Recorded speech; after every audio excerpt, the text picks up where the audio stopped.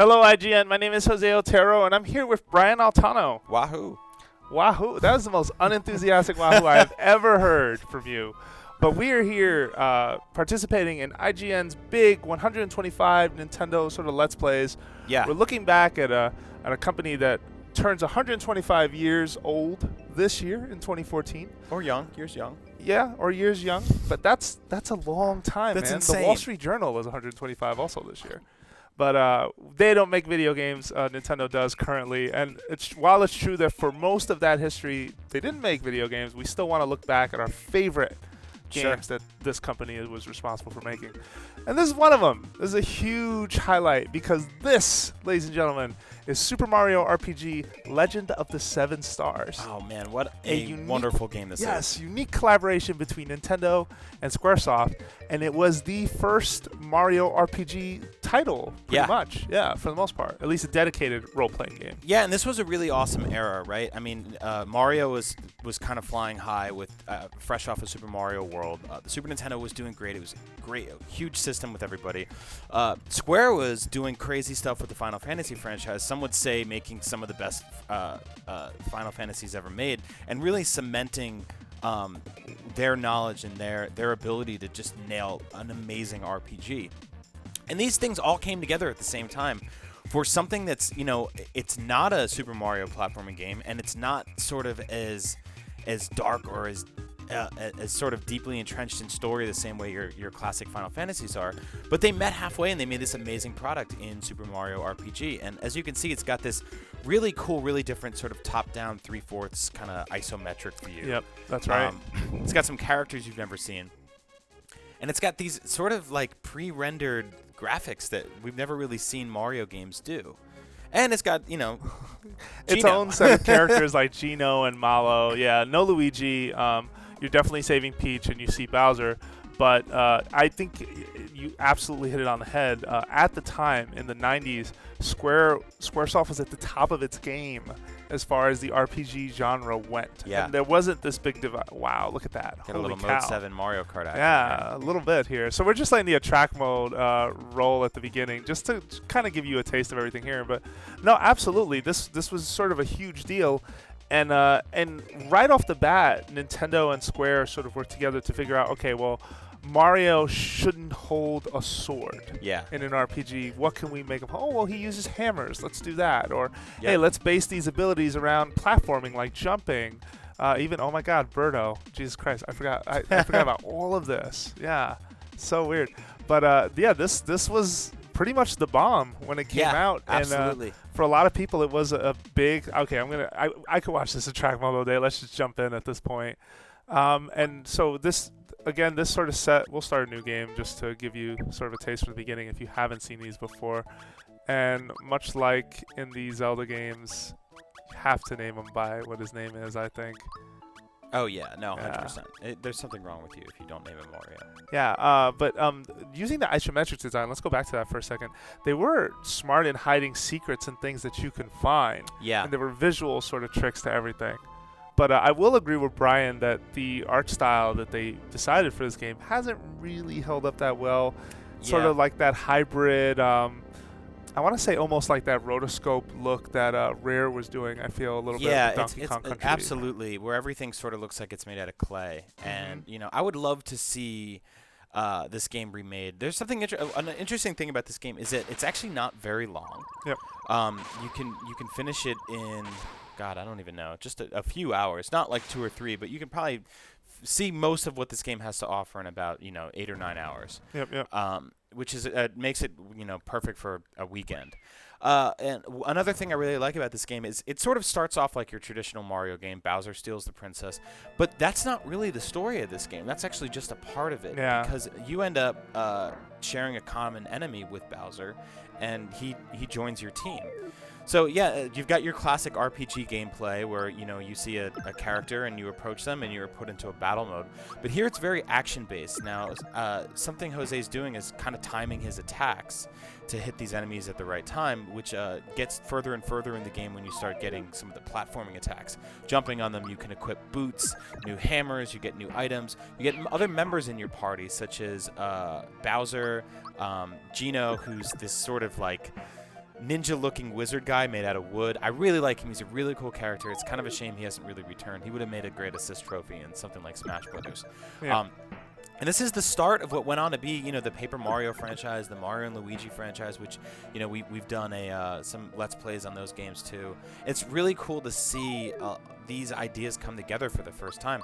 We've never really seen a collaboration like this with Square Enix and Nintendo since then to really just make a straight-up Mario RPG. Yeah, I'm trying to remember if which position he had, but it was either the producer or the director of this game left Square and moved over to Alpha Dream. And Alpha Dream currently makes the Mario and Luigi RPG series. To this day, he's still involved in this series. Interesting. I forget his name, but we got a chance to talk to him last year when Dream Team was coming out.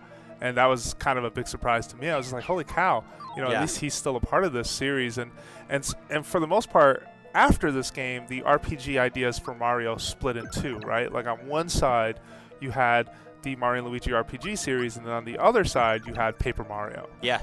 And where that was going. Oh, wow, these guys are getting owned.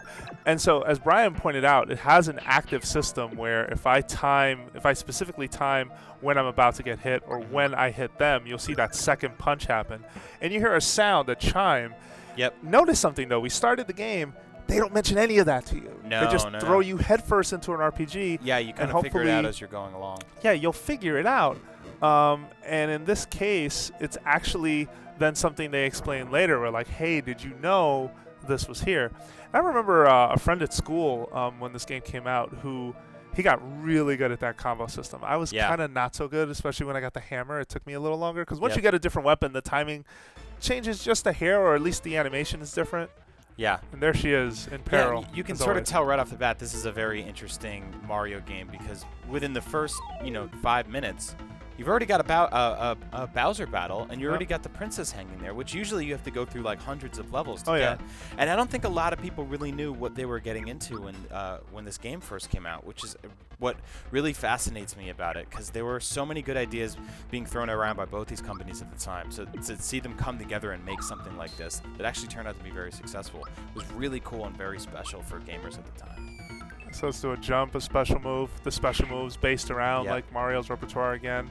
And I think you're right. Like a lot of what you point out, where this was just sort of an unprecedented relationship builder between these two. Look, there's chain chomps holding up the chandeliers. How cool is that? You got to attack them. Yeah. Oh yeah, that's right. I forgot all about that. And just setting each button to be. Why was I wasting my time hitting Bowser? That wasn't going to do anything. I forgot. It's been a while. So I keep getting the defense wrong. If you notice, Mario's taking each hit, which luckily it's only one. Sure. But if he blocks it right, he'll sort of squinch down for a second. Yep. And you do get some cool stuff later on in this game. Like you get some projectiles. Mario gets his classic fireball. He gets hammers to throw. And some of his side characters get magic attacks and stuff. And it does become very interesting when Bowser sort of begrudgingly joins your party. Yeah. It's a chain reaction. So corny. I love it. Yeah, this also had, this was during that Renaissance period in the mid-90s where RPG localizations really started to take themselves seriously. Yeah. The people involved were specifically trying really hard to not have the spelling errors and the grammar errors and all of the lack of character that was sort of part of that. Yeah, absolutely, and it was really cool to see that. Right, this is one of the first Nintendo games that really started having a very humorous script, and that's carried on with a lot of their. Look at Bowser. Yeah, no, really humorous script and just a different way of sort of looking at it. And how tall is this castle, by the way? Yeah, by the way, they're falling for like a mile. And it's sort of an attitude that lives on still in Mario and Luigi RPG, I want to say, and in Paper Mario, because both of them are really not just well written but very humorous takes. Wow, how high is that jump? Wish I could do that. I know. Mario 64 or something. That's wild. It's a very touching moment here. Yeah. She's got to kind of swing over. Even her instruction helping you telling you, hey, hit the chain, don't hit him.